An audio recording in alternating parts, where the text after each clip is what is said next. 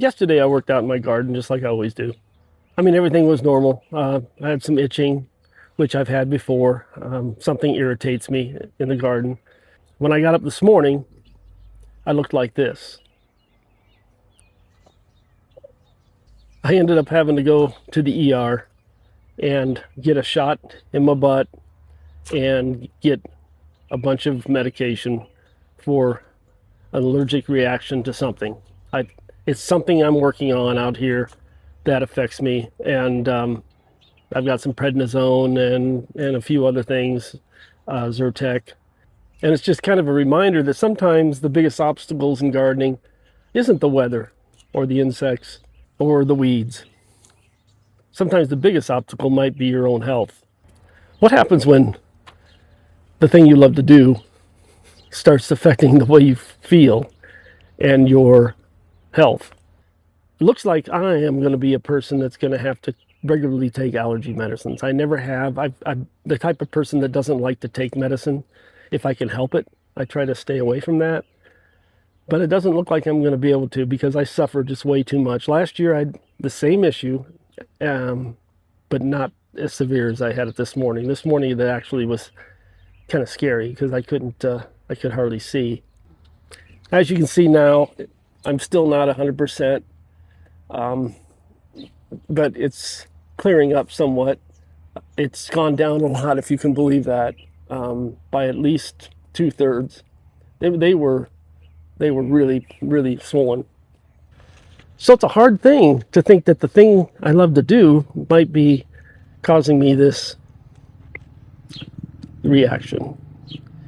But I don't want to give up gardening. So what am I going to do? I'm going to have to adapt. I'm going to have to start taking allergy medicines, making sure I don't touch my face, being careful maybe around tomatoes. I suspect it could be that, but I'm not positive. I'm just going to have to be a little more careful. And I have the eye issue, but some of you might have other issues that you have to deal with health wise when you're trying to garden. You might have mobility issues with your legs or knees or back. If you're not careful, if it's hot, you can have heat exhaustion. You might be allergic to bees or something. So if you get a bee sting, that could be a reaction or something. There's all kinds of insects in the garden, spiders, things like that.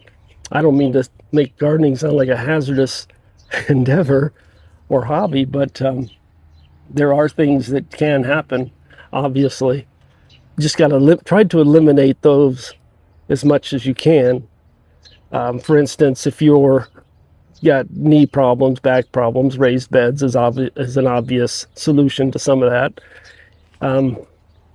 Maybe getting out early in the morning before it gets hot, for heat exhaustion and those type of issues. Like right now, I'm doing this video, and I have biting flies, and so it's making it hazardous to do a video right now. I mean, they hurt. I guess the garden teaches us a lot of lessons. It humbles us. It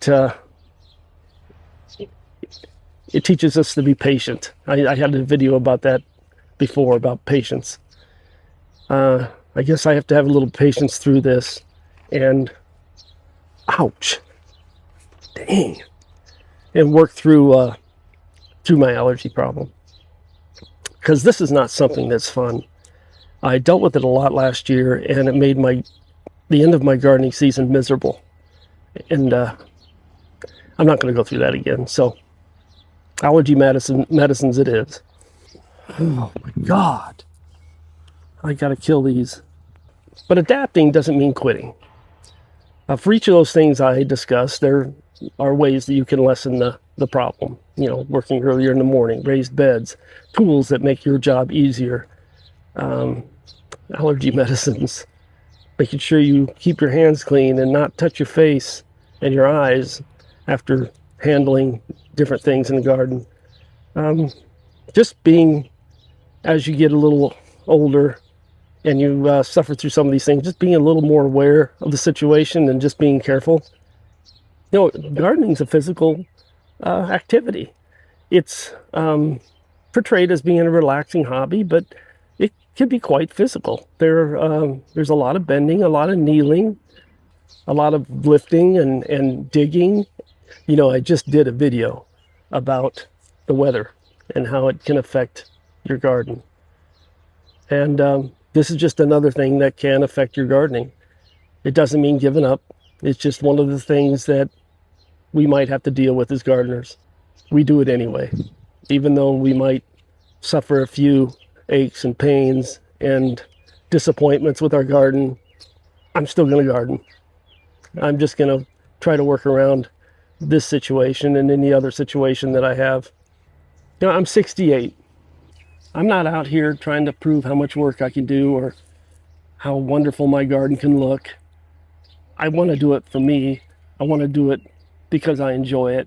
And if I don't feel like doing it, or if I'm having a day where I'm dealing with something like this, I'm not going to worry about missing a day or two out in the garden. Nature has hazards. That's part of it. And I love it. I'm going to continue to garden, and I hope you do too. So hopefully when you see my next video, I won't be staring at you with these evil eyes. I hope you liked this video. I hope you come back. My name's Dennis, and if you liked it, give me a thumbs up and subscribe. I'd appreciate it. It'll help me get over the pain and suffering I'm going through. Later. Take care.